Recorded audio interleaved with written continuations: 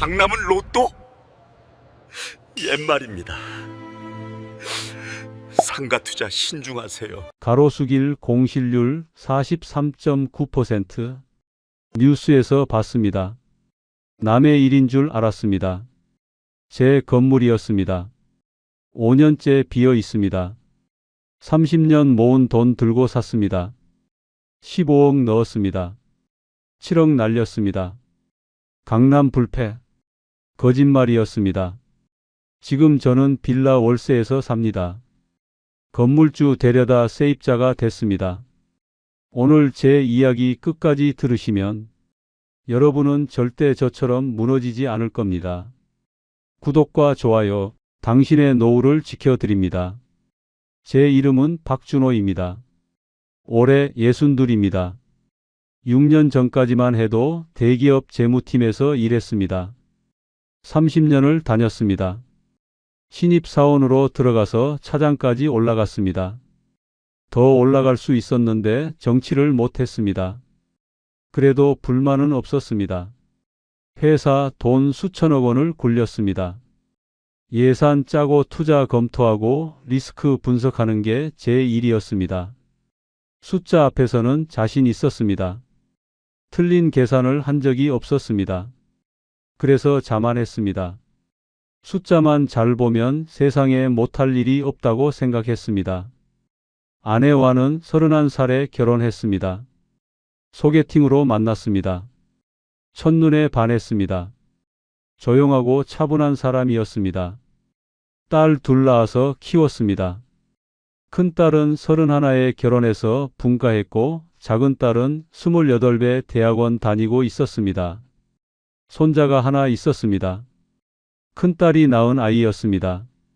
그때 4살이었습니다. 주말마다 보러 갔습니다.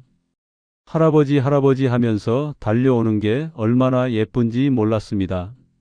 서울 서초구에 34평 아파트가 있었습니다. 40대 중반에 샀습니다. 대출 갚느라 15년 걸렸습니다. 허리띠 졸라매고 살았습니다. 외식도 잘 안 했습니다. 휴가도 국내로만 다녔습니다. 그렇게 해서 대출 다 갚았습니다. 제 이름으로 된 집이었습니다. 서초구 아파트. 평생의 자랑이었습니다. 연봉은 8천만 원 정도였습니다. 대기업 차장 치고는 적은 편이었지만 그래도 먹고 사는데 지장은 없었습니다. 평범한 중산층 가장이었습니다. 2018년 봄이었습니다. 회사에서 희망퇴직을 받았습니다. 55세 이상 대상이었습니다. 저는 58이었습니다. 해당됐습니다. 부장이 저를 불렀습니다. 박 차장 고생 많았어. 회사 사정이 어려워서 그래. 알지? 알았습니다. 뭘 모르겠습니까? 잘리는 거였습니다. 희망퇴직이라고 이름 붙였지만 사실상 해고였습니다. 거부할 수도 있었습니다. 하지만 거부하면 한직으로 밀려날 게 뻔했습니다. 깔끔하게 나가기로 했습니다. 퇴직금에 위로금까지 합쳐서 5억 원이 들어왔습니다. 30년 일한 대가였습니다. 통장에 5억이라는 숫자가 찍혔을 때 기분이 이상했습니다. 기쁘지 않았습니다. 허탈했습니다. 30년 동안 아침 7시에 출근해서 저녁 9시에 퇴근했습니다. 주말에도 나갔습니다. 야근이 일상이었습니다. 그렇게 살았는데 결국 받은 게 5억이었습니다.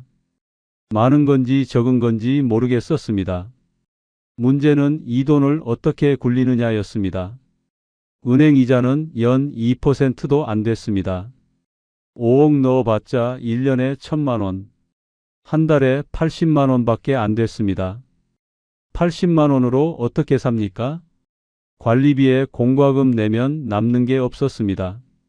30년 재무팀에서 일한 사람한테 이건 너무 바보 같은 선택이었습니다. 돈이 돈을 벌게 해야 했습니다. 돈을 놀리면 안 됐습니다. 그게 재테크의 기본이었습니다. 저는 그걸 30년 동안 봐왔습니다. 그때 유튜브를 보기 시작했습니다. 아들이 사준 태블릿으로 봤습니다. 처음에는 뉴스나 보려고 했는데 알고리즘이 이상한 영상을 추천해 줬습니다. 건물주의 하루. 뭔가 싶어서 눌렀습니다. 50대 남자가 나왔습니다.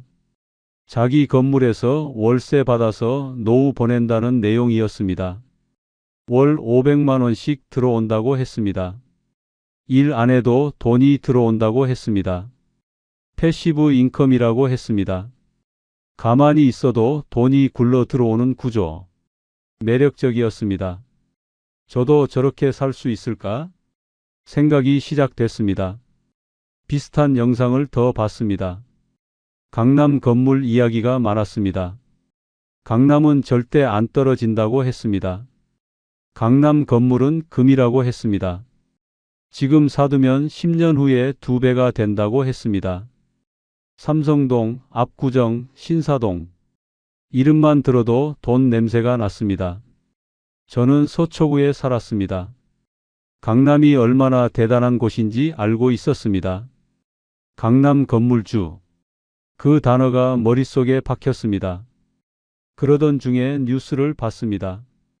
2018년 1월 애플이 가로수길에 한국 첫 매장을 열었다는 뉴스였습니다. 개장 당일 수천 명이 몰렸다고 했습니다. 뉴스 화면에 줄 서 있는 사람들이 보였습니다. 가로수길이 다시 살아난다는 기사가 쏟아졌습니다. 애플이 들어왔으니 다른 글로벌 브랜드들도 줄줄이 들어올 거라고 했습니다. 가로수길의 부활. 그런 제목이 달린 기사였습니다. 저는 생각했습니다. 가로수길이다. 여기다. 애플이 들어온 상권. 강남 한복판. 지하철역에서 걸어서 10분. 이보다 더 확실한 투자처가 어디 있겠어. 재무팀 30년 경력이 여기서 빛을 발해야지. 숫자 계산은 내가 제일 잘하잖아. 확신이 생겼습니다. 아내에게 말했습니다. 거실에서 뉴스 보고 있는 아내 옆에 앉았습니다. 여보, 나 생각이 있어. 뭔데요? 우리 가로수길에 건물 하나 사볼까? 월세 받아서 노후 보내자. 아내가 고개를 돌렸습니다. 표정이 걱정스러웠습니다. 건물이요?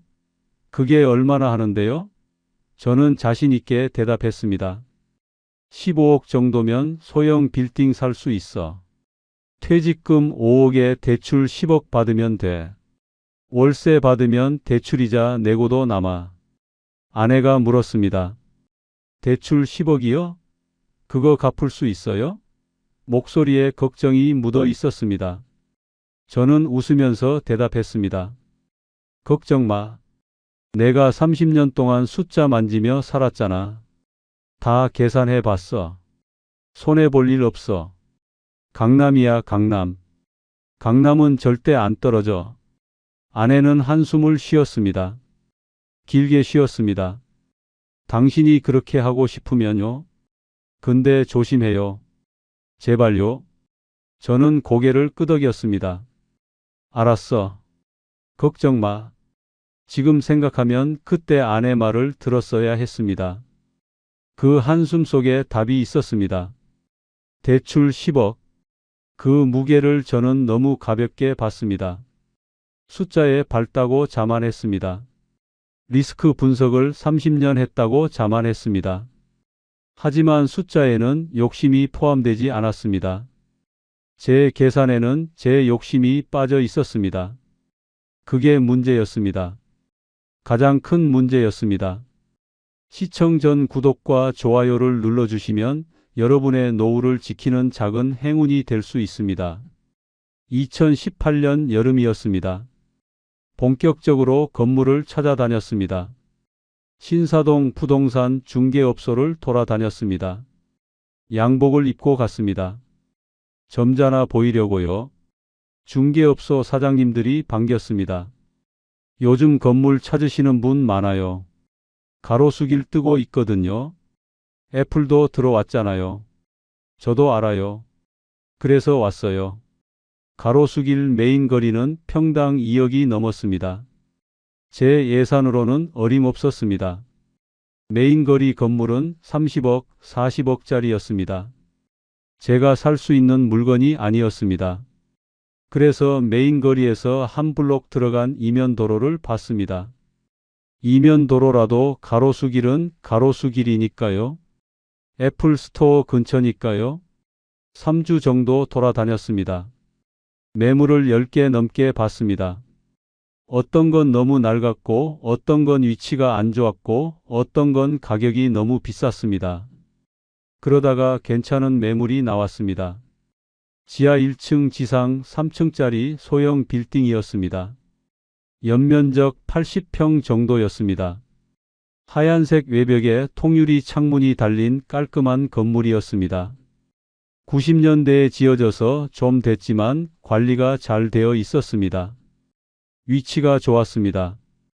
애플스토어에서 도보 3분 거리였습니다.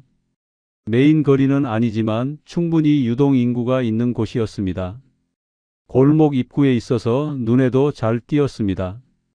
이거다 싶었습니다. 부동산 사장이 말했습니다. 이 건물 괜찮아요.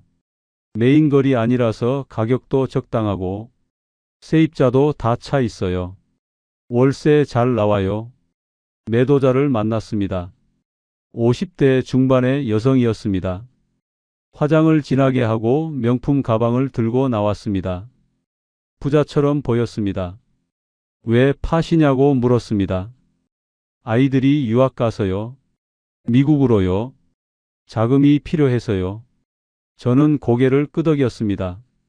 아, 그러시구나. 자녀분들 유학 보내시는구나. 대단하시네요.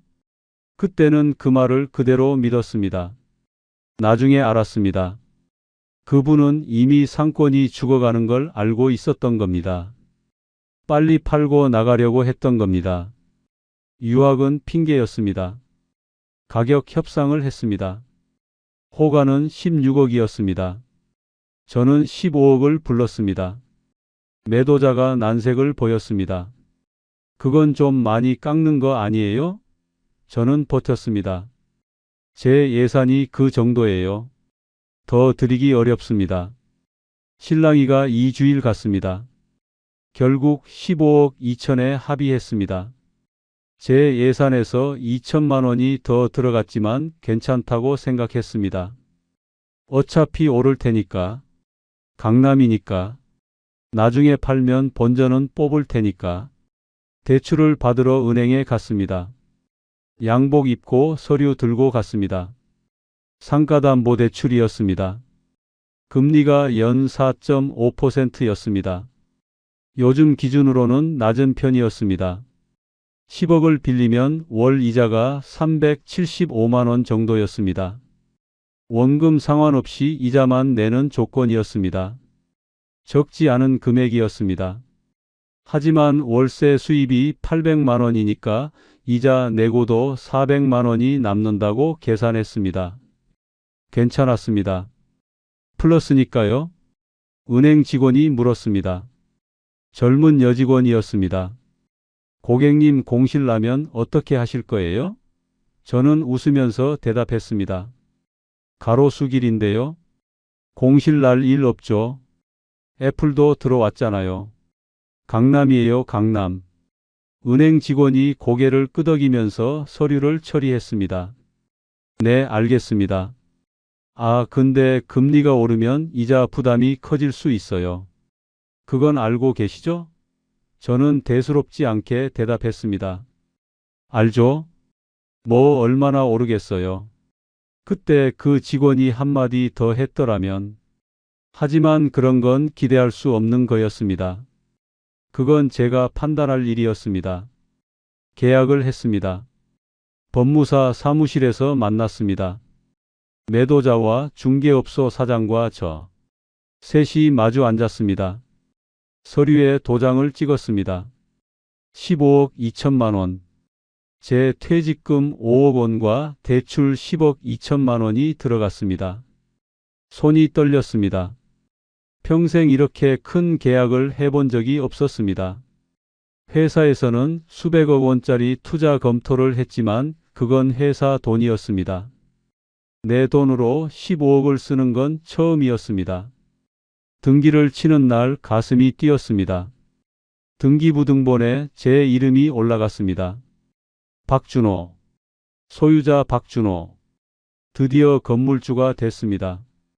강남 건물주, 가로수길 건물주, 30년 직장 생활의 결실이라고 생각했습니다. 아내에게 전화했습니다. 여보, 등기 쳤어. 우리 건물이야 이제. 아내가 조용히 대답했습니다. 그래요. 잘 됐네요. 목소리에 기쁨이 없었습니다. 걱정이 묻어 있었습니다. 저는 그걸 무시했습니다. 건물 상태를 점검했습니다. 건물 열쇠를 받아서 직접 돌아다녔습니다.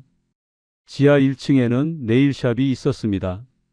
월세 200만 원. 사장이 40대 여성이었습니다. 인사를 했습니다. 새 건물주예요? 반갑습니다. 잘 부탁드려요. 네, 잘 부탁드립니다. 1층에는 편집숍이 있었습니다. 옷이랑 액세서리 파는 작은 가게였습니다. 월세 300만 원. 20대 후반 여성 2명이 운영하고 있었습니다. 인테리어가 예뻤습니다. 2층에는 카페가 있었습니다. 월세 200만 원. 30대 남자가 혼자 운영하고 있었습니다. 커피 맛이 괜찮았습니다. 한 잔 얻어 마셨습니다.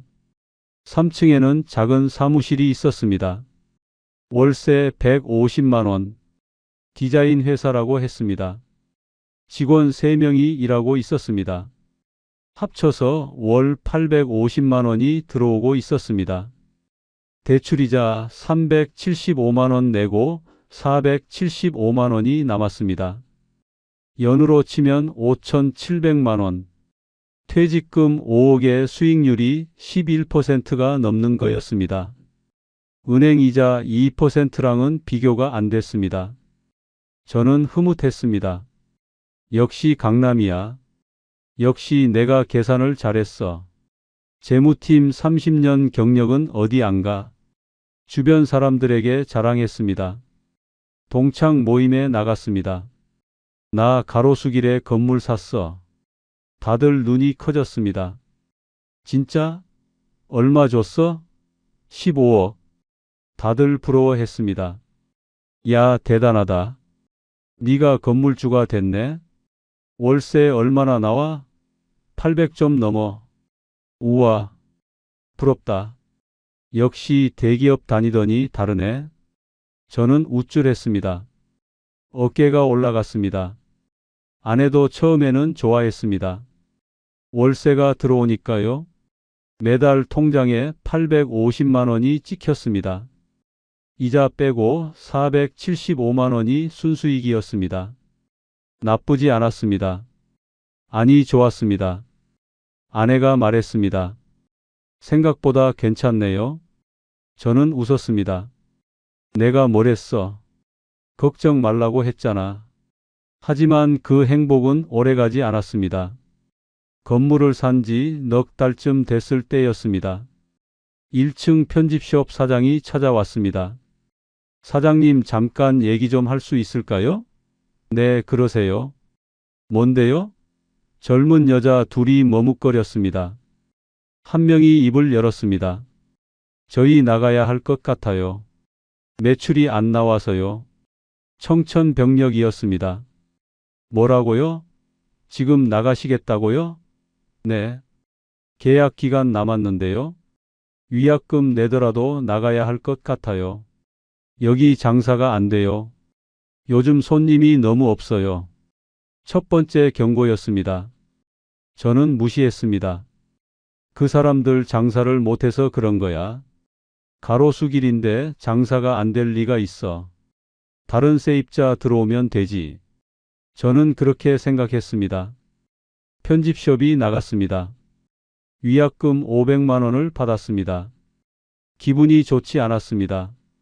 하지만 금방 새 세입자가 들어올 거라고 생각했습니다. 가로수길이니까요. 강남이니까요. 애플 스토어 옆이니까요.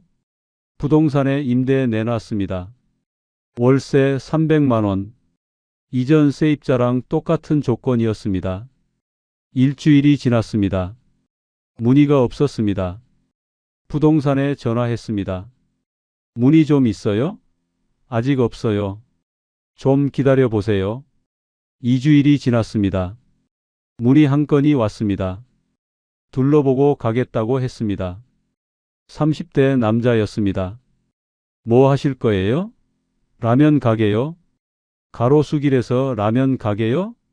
안 될 것 같은데. 저도 고민 중이에요. 그 남자는 건물을 한 바퀴 둘러보고 갔습니다.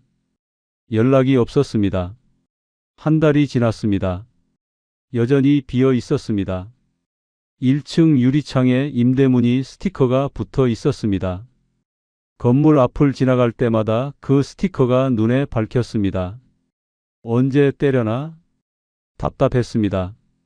그래도 다른 층에서 월세가 나왔습니다. 지하 네일샵 200만 원, 2층 카페 200만 원, 3층 사무실 150만 원, 합쳐서 550만 원이었습니다. 대출이자 375만 원 내고 175만 원이 남았습니다. 1층이 비어서 300만 원이 날아갔지만 아직 플러스였습니다. 마이너스만 안 나면 됐습니다. 버틸 수 있었습니다. 2달째에 새 세입자가 들어왔습니다. 옷가게를 하겠다는 30대 여성이었습니다. 인스타그램에서 옷 팔다가 오프라인 매장을 내고 싶다고 했습니다. 가로수길이 꿈이었다고 했습니다. 저는 반가웠습니다. 월세를 좀 깎아달라고 했습니다. 250만 원에 해달라고 했습니다. 저는 고민했습니다. 50만 원 깎아주는 게 맞나? 건물 가치가 떨어지는 거 아닌가? 하지만 비워두는 것보다 낫다고 생각했습니다. 계약했습니다. 월세 수입이 800만 원으로 줄었습니다. 원래 850만 원이었는데 50만 원 줄었습니다. 그래도 이자 빼고 425만 원이 남았습니다. 나쁘지 않았습니다. 괜찮아. 가로수길이 다시 살아나면 월세도 올릴 수 있어. 저는 그렇게 생각했습니다. 긍정적으로 생각하려고 했습니다. 2018년 가을이었습니다. 건물주 생활에 적응이 됐습니다. 매달 월세 받고 이자 내고 남는 돈으로 생활했습니다. 순수익 425만 원. 거기에 아내 국민연금 80만 원이 더해졌습니다. 월 500만 원 정도로 살았습니다. 넉넉하지는 않았지만 부족하지도 않았습니다. 아내와 가끔 외식도 했습니다. 손자 선물도 사줬습니다. 평범한 은퇴 생활이었습니다. 건물 보러 가로수길에 가면 기분이 좋았습니다. 일주일에 한 번쯤 갔습니다. 세입자들 안부도 물을 겸 해서요. 건물 앞에 서면 뿌듯했습니다. 저게 내 건물이야. 저기서 월세가 나와. 내가 건물주야. 30년 고생한 보람이 있구나. 그런 생각을 했습니다. 애플 스토어 앞은 여전히 사람이 많았습니다. 줄을 서서 들어가는 사람들을 보면서 생각했습니다. 역시 가로수길이야. 애플이 있으니까 사람이 오지. 내 건물도 덕을 보는 거야. 애플 옆에 내 건물이 있다는 게 자랑스러웠습니다. 하지만 메인 거리에서 한 블록만 들어오면 분위기가 달랐습니다. 빈 가게들이 눈에 띄기 시작했습니다. 임대문에 전단지가 붙은 건물들이 보였습니다. 어떤 건물은 1층이 통째로 비어 있었습니다. 유리창에 먼지가 쌓여 있었습니다. 이상하다. 왜 저렇게 비어 있지? 저는 애써 무시했습니다. 저건 저쪽 문제야. 내 건물은 괜찮아. 세입자도 다 차 있잖아. 그해 겨울이었습니다. 12월 초였습니다. 2층 카페 사장이 찾아왔습니다. 30대 남자였습니다. 커피를 좋아해서 카페를 열었다고 했던 사람이었습니다. 표정이 어두웠습니다. 사장님, 저도 나가야 할 것 같아요. 또였습니다. 왜요? 손님이 없어요. 겨울이라 그런가요? 아니요. 여름부터 계속 줄었어요. 가로수길 자체가 예전 같지 않아요. 카페 사장이 말을 이었습니다. 사장님, 아시는지 모르겠는데요. 요즘 젊은 사람들 성수동으로 다 가요. 거기가 더 힙하대요. 가로수길은 올드하대요. 늙었대요. 저는 이해가 안 됐습니다. 늙다니요? 애플 스토어도 있고 명품 매장도 있는데요. 카페 사장이 쓴 웃음을 지었습니다. 그게 문제인 것 같아요. 너무 상업화 됐대요. 재미가 없대요. 젊은 애들이 안 와요. 카페 사장 말이 맞았습니다. 가로수길 유동인구가 줄고 있었습니다. 사람들이 성수동으로 옮겨가고 있었습니다. 성수동이 핫플레이스로 뜨고 있었습니다. 가로수길은 늙었다는 말이 돌았습니다. 더 이상 힙하지 않다고 했습니다. 젊은 사람들이 사진 찍을 데가 없다고 했습니다. 하지만 저는 인정하고 싶지 않았습니다. 일시적인 거야. 애플이 있잖아. 강남이잖아. 곧 다시 살아날 거야. 그렇게 믿었습니다. 믿고 싶었습니다. 그래야 버틸 수 있었습니다. 카페가 나갔습니다. 2층이 비었습니다. 월세 수입이 600만 원으로 줄었습니다. 이자 빼면 225만 원. 순수익이 반토막 났습니다. 걱정이 되기 시작했습니다. 하지만 아직은 플러스였습니다. 마이너스만 안 나면 버틸 수 있다고 생각했습니다. 새 세입자를 구하려고 했습니다.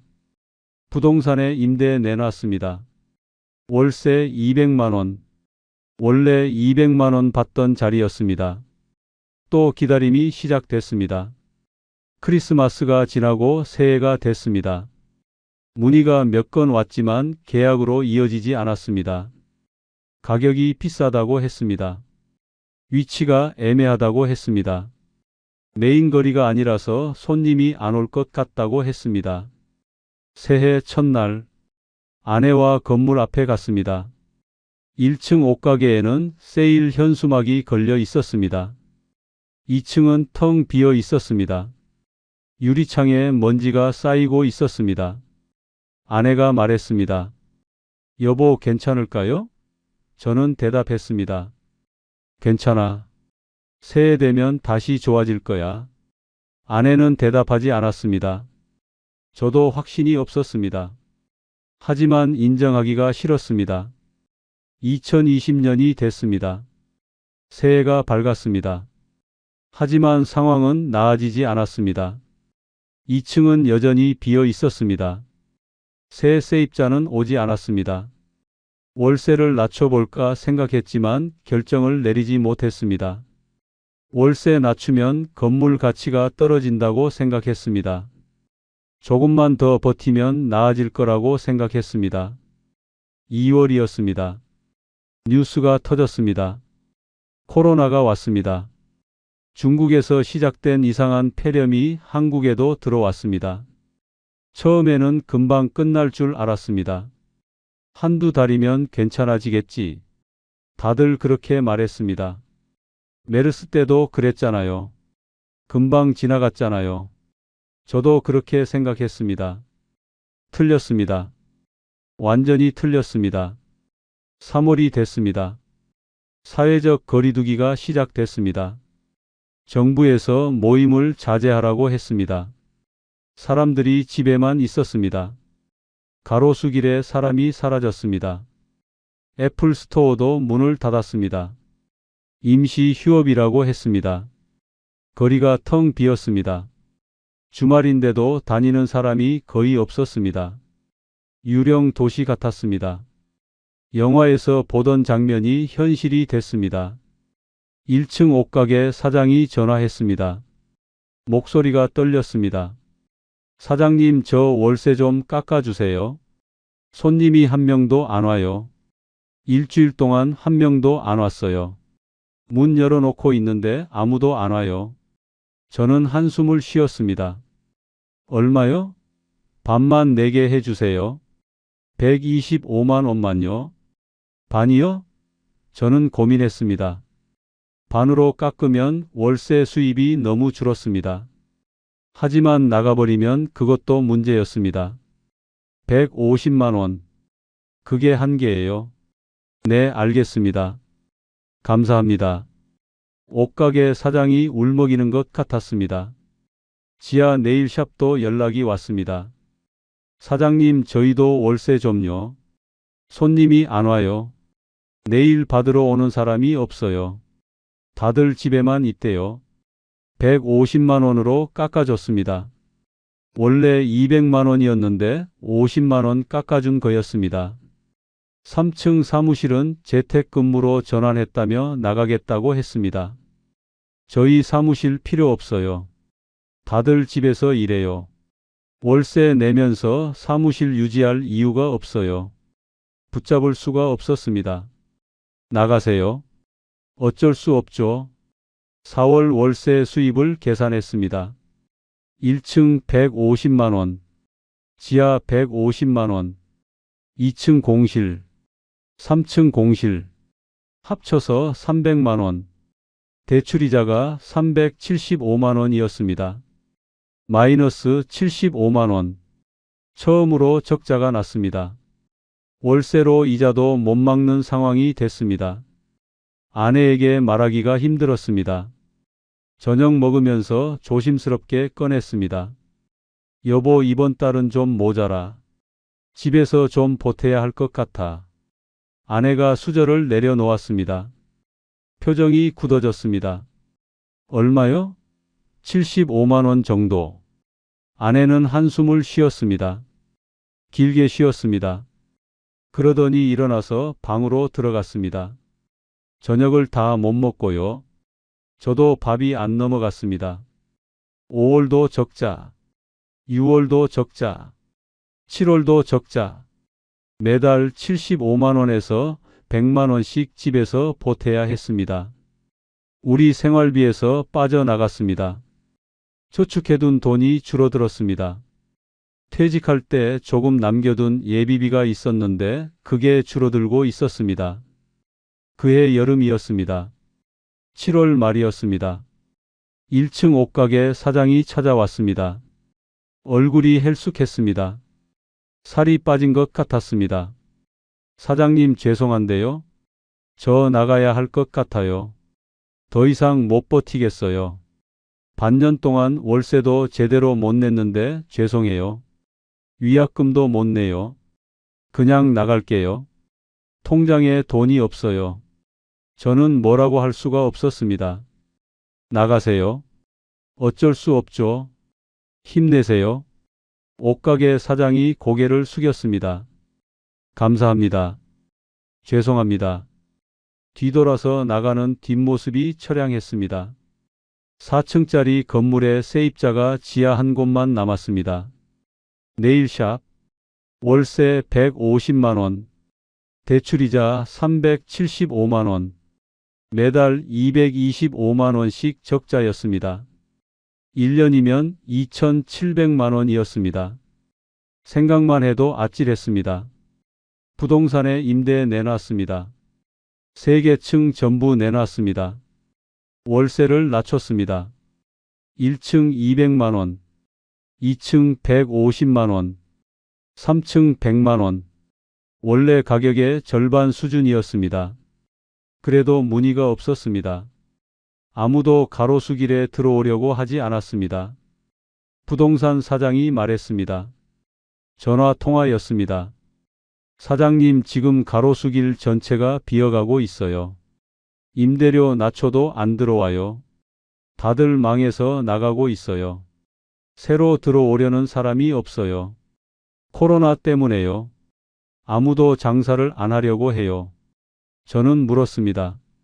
언제쯤 나아질까요? 부동산 사장이 한숨을 쉬었습니다. 모르겠어요. 코로나 끝나면 나아지려나? 근데 코로나 전부터 이미 안 좋아지고 있었어요. 가로수길 자체가 죽어가고 있어요. 성수동한테 다 뺏겼어요. 밤에 잠이 안 왔습니다. 천장을 보면서 생각했습니다. 어디서 잘못된 거지? 강남인데? 애플이 있는데? 왜 아무도 안 들어오지? 아내가 옆에서 자고 있었습니다. 등을 돌리고 자고 있었습니다. 미안했습니다. 30년 고생시켜 놓고 이거였습니다. 2021년이 됐습니다. 코로나가 2년째 계속됐습니다. 백신이 나왔지만 상황은 나아지지 않았습니다. 사람들이 여전히 외출을 꺼렸습니다. 가로수길은 더 심해졌습니다. 뉴스에서 가로수길 공실률 30% 돌파라는 기사가 나왔습니다. 10곳 중 3곳이 비었다는 뜻이었습니다. 하지만 제가 보기에는 더 심했습니다. 제 건물 주변은 절반이 비어 있었습니다. 저희 건물은 더 심했습니다. 4개 층 중에 3개가 비어 있었습니다. 지하 네일샵만 버티고 있었습니다. 공실률 75%였습니다. 그나마도 네일샵 사장이 월세를 100만 원으로 깎아달라고 했습니다. 저도 힘들어요, 사장님. 손님이 너무 없어요. 그냥 나갈까 생각 중이에요. 깎아줬습니다. 안 깎아주면 나간다고 했으니까요. 마지막 세입자마저 잃을 수는 없었습니다. 월세 수입 100만 원, 대출이자 375만 원, 매달 275만 원씩 적자였습니다. 1년이면 3,300만 원. 집에서 메꿔야 했습니다. 저축이 바닥나기 시작했습니다. 예비비로 남겨둔 5천만 원이 줄어들고 있었습니다. 아내와 다투는 일이 많아졌습니다. 저녁 먹다가 아내가 말했습니다. 여보, 이거 언제까지 버틸 거예요? 저는 짜증이 났습니다. 그러면 어떡해? 버티는 수밖에 없잖아. 팔면 되잖아요. 팔면 손해야. 몇 적을 손해봐야 하는데 어떻게 팔아? 안 팔면 더 손해 아니에요? 매달 300만 원씩 나가는 거 언제까지 버틸 건데요? 아내 말이 맞았습니다. 하지만 인정하기가 싫었습니다. 인터넷 카페에 가입했습니다. 가로수길 건물주 모임이었습니다. 회원이 500명 넘게 있었습니다. 다들 같은 처지였습니다. 글들을 읽어봤습니다. 저도 3층이 비었어요. 2년째요. 임대료 반으로 낮춰도 안 들어와요. 아무도 관심 없어요. 대출이자 내느라 죽겠어요. 통장이 바닥나요. 차라리 팔고 싶은데 안 팔려요. 매물이 너무 많아요. 나만 그런 게 아니었습니다. 가로수길 전체가 죽어가고 있었습니다. 위안이 됐습니다. 아니, 더 절망스러웠습니다. 한 회원이 글을 올렸습니다. 저 건물 팔았어요. 3억 손해 봤어요. 그래도 속 시원해요. 이자 내느라 미치겠었거든요. 자유로워졌어요. 댓글이 달렸습니다. 부럽다. 나도 팔고 싶은데 안 팔려. 매물만 쌓이고 있어.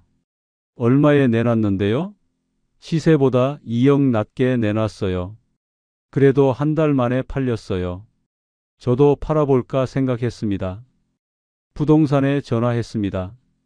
사장님, 제 건물 지금 팔면 얼마 받을 수 있을까요? 부동산 사장이 한숨을 쉬었습니다. 사장님, 솔직히 말씀드릴 거 12억도 힘들어요. 공실이 이렇게 많은 건물 누가 사요? 월세도 안 나오는 건물을요? 요즘 가로수길 매물이 얼마나 쌓여 있는데요? 15억 2천에 샀는데 12억도 안 된다고요? 3억 2천만 원 손해. 거기에 그동안 낸 대출이자가 있었습니다. 거의 2년 동안 매달 375만 원씩 9천만 원 가까이 됐습니다. 합치면 4억이 넘는 손해였습니다. 팔 수가 없었습니다. 손해가 너무 컸습니다. 그렇다고 버티자니 매달 275만 원씩 새어나갔습니다. 진퇴양난이었습니다. 어떻게 해도 손해였습니다. 앞으로 가도 절벽이고 뒤로 가도 절벽이었습니다. 그해 가을이었습니다. 기사 하나가 눈에 들어왔습니다. 성수동 공실률 5%, 가로수길의 6분의 1이었습니다. 성수동은 살아 있었습니다. 젊은 창업자들이 몰려들고 있었습니다. 힙한 카페와 편집숍들이 들어서고 있었습니다. SNS에서 성수동 핫플 검색하면 수천 개의 게시물이 떴습니다. 가로수길에서 밀려난 사람들이 성수동으로 갔습니다. 성수동 임대료가 가로수길 절반이었으니까요. 반값에 비슷한 장사를 할 수 있었으니까요. 사람들도 성수동으로 갔습니다. 가로수길보다 성수동이 더 재밌다고 했습니다. 더 힙하다고 했습니다. 더 젊다고 했습니다. 저는 생각했습니다. 왜 나는 성수동을 안 봤을까? 왜 가로수길만 봤을까? 강남이라는 이름에 눈이 멀었습니다. 애플 스토어에 홀렸습니다. 정작 그 상권이 살아있는지 죽어가는지는 보지 않았습니다. 숫자만 봤습니다. 월세 수익률만 봤습니다. 상권의 생명력은 보지 않았습니다. 결심을 했습니다. 팔아야겠다. 손해보더라도 팔아야겠다. 더 버티면 더 잃는다. 아내한테 말했습니다. 여보, 건물 팔자. 아내가 고개를 들었습니다. 진짜요? 진짜야. 손해봐도 팔아야 할 것 같아. 아내가 한숨을 쉬었습니다. 얼마나 손해예요? 4억 넘게. 아내 얼굴이 굳어졌습니다. 눈이 젖었습니다. 그래도 팔아요. 더 잃기 전에요. 2022년 봄이었습니다. 건물을 매물로 내놨습니다. 호가는 12억으로 정했습니다. 15억 2천에 샀으니 3억 2천만 원 손해보는 거였습니다. 부동산 사장이 말했습니다. 솔직히 12억도 쉽지 않아요. 한번 내놓고 봐요. 일주일이 지났습니다. 문의가 없었습니다. 매물 사이트에 올라가 있었습니다. 조회수가 50도 안 됐습니다. 관심 있는 사람이 없었습니다. 한 달이 지났습니다. 문의 한 건 왔습니다.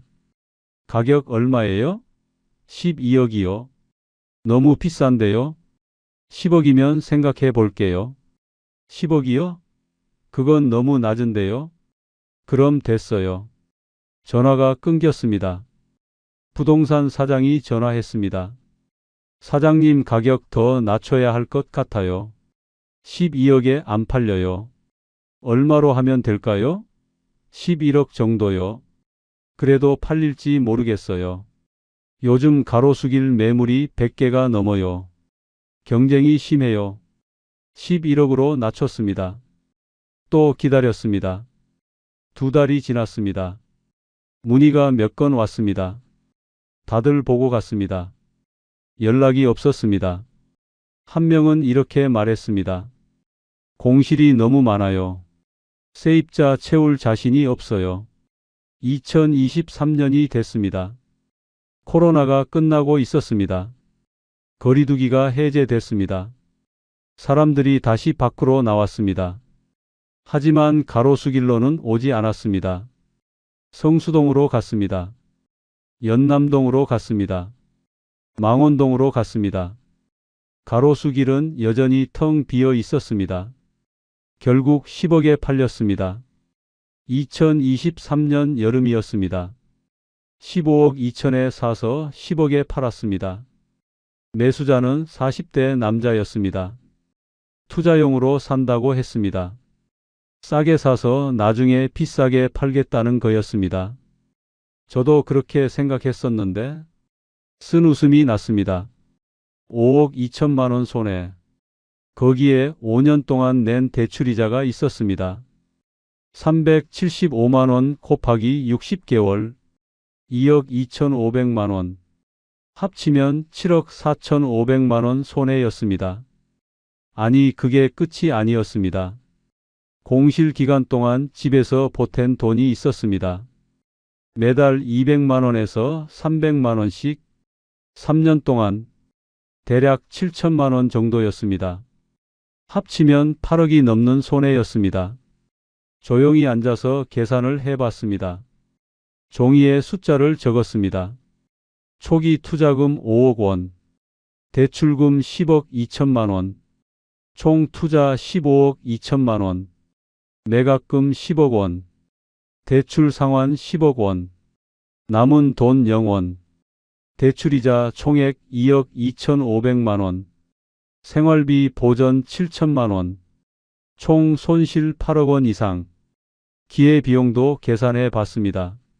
만약 퇴직금 5억을 건물에 안 넣고 그냥 들고 있었으면 어땠을까? 은행 이자로만 굴려도 연 2%, 5년이면 5천만 원, 주식이나 펀드에 넣었으면 더 벌었을 겁니다. 그 기간에 코스피가 많이 올랐습니다. 삼성전자만 샀어도 2배가 됐을 겁니다. 그 기간에 아파트 값도 올랐습니다. 서초구 아파트가 5억은 더 올랐습니다. 저는 아파트 담보로 대출까지 받았습니다. 그 돈으로 아파트를 더 샀으면 돈을 벌었을 겁니다. 적어도 3억은 벌었을 겁니다. 총 격차를 계산했습니다. 건물 손실 8억 원, 기회비용 3억 원 이상, 총 격차 11억 원 이상, 11억 원. 30년 월급쟁이가 평생 벌어도 모으기 힘든 돈이었습니다. 저는 그걸 5년 만에 날렸습니다. 아니, 마이너스가 됐습니다. 대출을 갚아야 했습니다. 10억을 받았지만 대출 원금 10억을 갚으니까 손에 남는 게 없었습니다. 오히려 모자랐습니다. 5년 동안 낸 이자랑 생활비로 쓴 돈이 있었으니까요. 그 돈은 어디서 나왔습니까? 저축에서 나왔습니다. 예비비에서 나왔습니다. 다 바닥났습니다. 결국 아파트를 팔았습니다. 서초구 34평 아파트 15억에 팔렸습니다. 10년 전에 7억에 샀으니 8억이 올랐습니다. 그나마 다행이었습니다. 그 돈으로 빚을 다 갚았습니다. 밀린 세금도 냈습니다. 중개 수수료도 냈습니다. 남은 돈은 3억 정도였습니다. 3억으로 어디를 갑니까? 서울에서는 어림없었습니다. 경기도 외곽에 작은 빌라 전세를 얻었습니다. 2억 원짜리. 남은 1억은 생활비로 써야 했습니다. 건물주가 데려다 세입자가 됐습니다. 강남 아파트 주인이었는데 경기도 빌라 세입자가 됐습니다. 이게 강남 불패의 현실이었습니다. 이게 재무팀 30년 경력의 결말이었습니다. 왜 실패했을까? 밤마다 생각했습니다. 재무팀 30년. 숫자에 밝다고 자부했는데, 리스크 분석을 그렇게 했는데, 어디서 틀린 걸까? 첫째, 강남 불패를 맹신했습니다. 강남이니까 안 떨어질 거라고 믿었습니다. 강남이니까 세입자가 무조건 들어올 거라고 믿었습니다. 모든 사람이 그렇게 말했습니다. 유튜브에서도 그랬습니다. 뉴스에서도 그랬습니다. 부동산 사장도 그랬습니다. 저도 그렇게 믿었습니다. 틀렸습니다. 강남도 떨어집니다. 강남도 공실이 납니다. 위치가 아니라 상권의 생명력이 중요한 거였습니다. 둘째, 애플 스토어에 속았습니다. 애플이 들어왔으니까 상권이 살아날 거라고 생각했습니다. 애플이 가로수길을 살렸다고 생각했습니다. 틀렸습니다. 애플은 애플이고 제 건물은 제 건물이었습니다. 애플이 월세를 내주는 게 아니었습니다. 오히려 애플 때문에 문제가 생겼습니다. 애플이 월세를 엄청나게 냈습니다. 그걸 보고 다른 건물주들이 임대료를 올렸습니다. 세입자들이 감당을 못하고 떠났습니다. 악순환이었습니다. 셋째, 상권의 생명 주기를 몰랐습니다. 모든 상권에는 수명이 있습니다. 뜨고 전성기를 맞고 쇠퇴합니다. 홍대가 그랬습니다. 이태원이 그랬습니다. 가로수길도 마찬가지였습니다. 가로수길은 이미 쇠퇴기에 접어들고 있었습니다. 저는 전성기 가격에 쇠퇴기 상권을 산 거였습니다. 가장 비쌀 때 사서 떨어질 때 팔았습니다. 최악의 타이밍이었습니다. 넷째, 경쟁 상권을 무시했습니다. 성수동이 뜨고 있었습니다. 가로수길보다 임대료가 싸고 더 젊고 더 힙했습니다. 사람들이 성수동으로 옮겨가고 있었습니다. 저는 그걸 보지 못했습니다. 아니, 보려고 하지 않았습니다. 강남만 봤습니다. 강남 밖은 관심이 없었습니다. 그게 실수였습니다. 다섯째, 레버리지를 너무 크게 썼습니다. 15억짜리 건물을 사면서 10억을 대출받았습니다. 대출 비율이 67%였습니다. 공실이 나면 이자도 못 내는 구조였습니다. 자기 자본만으로 살 수 있는 건물을 샀어야 했습니다. 대출 없이 살 수 있는 규모로 했어야 했습니다. 욕심이 과했습니다. 여섯째, 손절 타이밍을 놓쳤습니다. 2020년에 공실이 나기 시작했을 때 팔았어야 했습니다. 그때는 13억 정도 받을 수 있었습니다. 2억 손해. 3년 더 버티다가 10억에 팔았습니다. 5억을 더 잃었습니다. 버티면 나아질 거라는 희망이 저를 붙잡았습니다. 강남이니까 다시 오를 거야. 코로나 끝나면 살아날 거야. 틀렸습니다. 일곱째, 임대료를 안 낮췄습니다. 공실이 나도 임대료를 크게 안 낮췄습니다. 임대료 낮추면 건물 가치가 떨어진다고 생각했습니다. 장부상 임대료를 유지해야 건물 가치가 유지된다고 생각했습니다. 틀렸습니다. 어차피 건물 가치는 떨어지고 있었습니다. 공실인데 가치가 유지될 리가 없었습니다. 임대료 낮춰서라도 세입자를 채웠으면 이자라도 막았을 겁니다. 여덟째, 숫자에 욕심을 안 넣었습니다. 재무팀 30년 경력으로 계산을 했습니다. 월세 수입 빼기 대출이자 같은 계산이요. 하지만 공실 위험은 계산에 안 넣었습니다. 상권 쇠퇴 위험은 계산에 안 넣었습니다. 금리 상승 위험은 계산에 안 넣었습니다. 최악의 상황은 상상하지 않았습니다. 욕심이 눈을 가렸습니다. 내가 보고 싶은 것만 봤습니다.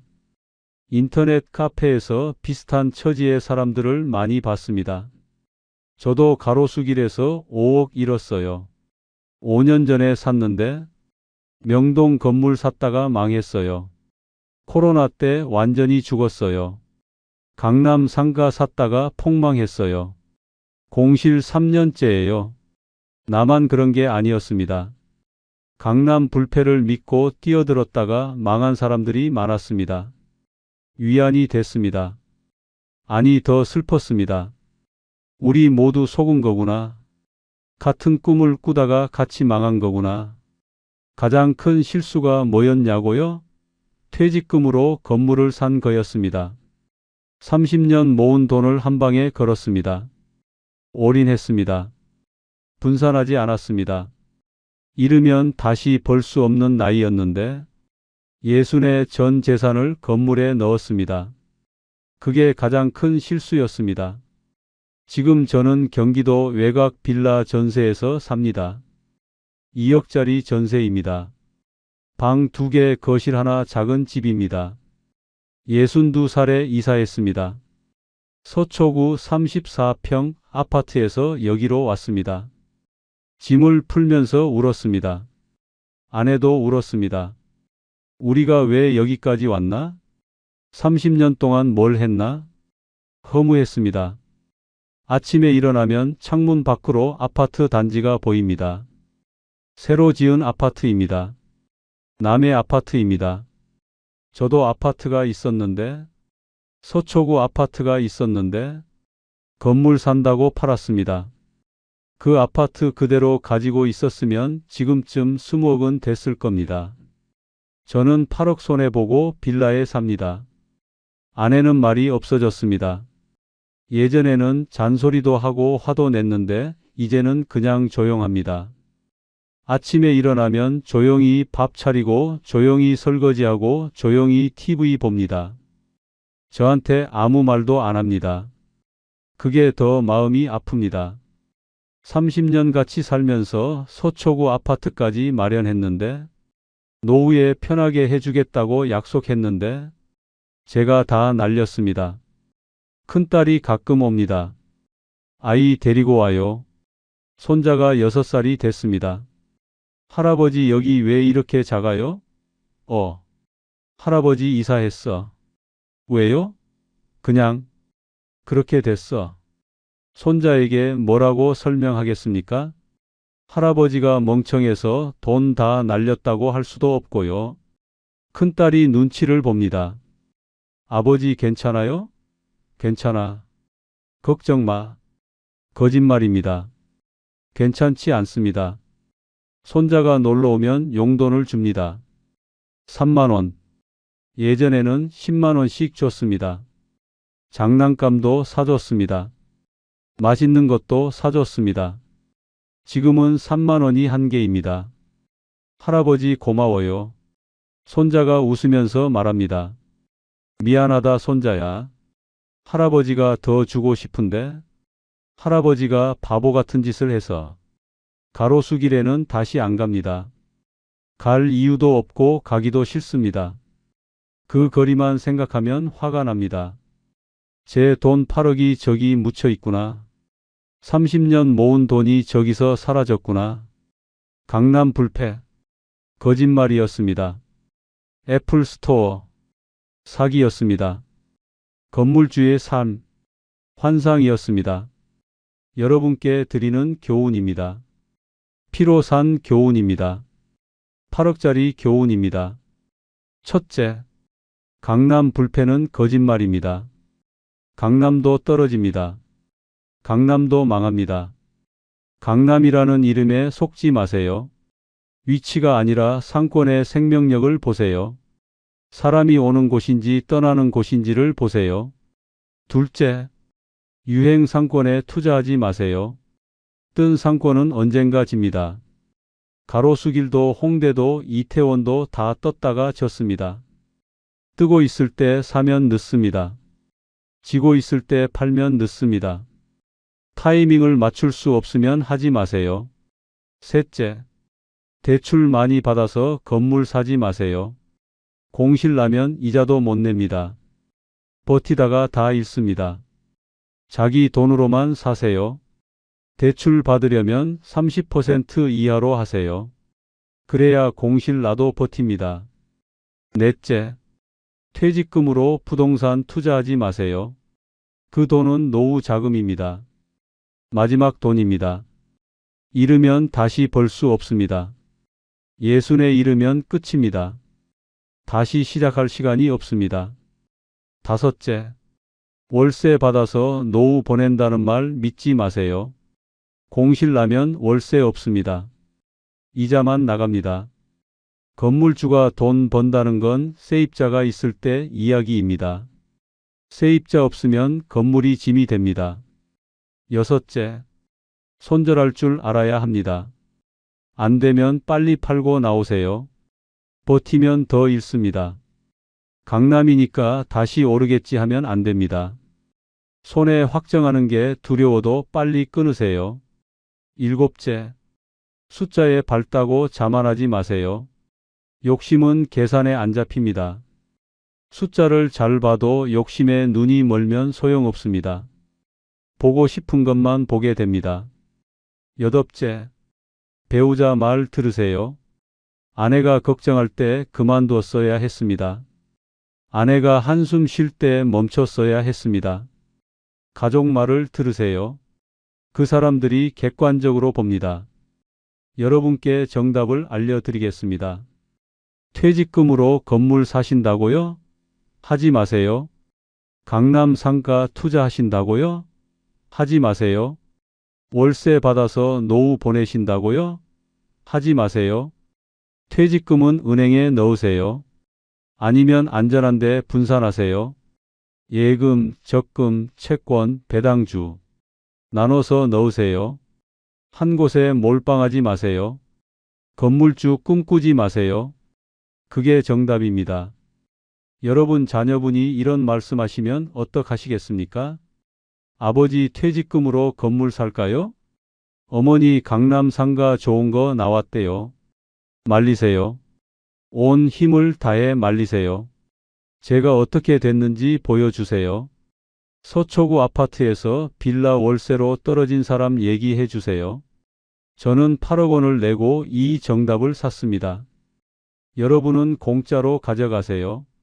오늘 이야기가 마음에 조금이라도 와닿으셨다면 구독과 좋아요로 응원해 주세요. 여러분께서 눌러주시는 응원 하나하나는 단순히 숫자가 아닙니다. 또 다른 누군가의 노후를 지켜줄 수 있는 용기가 됩니다. 강남 불패는 없습니다. 건물주의 꿈은 환상입니다. 그 말 기억해 주세요. 이 영상 하나가 누군가의 8억 원을 지켜줄 수 있다면 그것만으로 충분합니다. 다음에도 소중한 이야기로 찾아뵙겠습니다.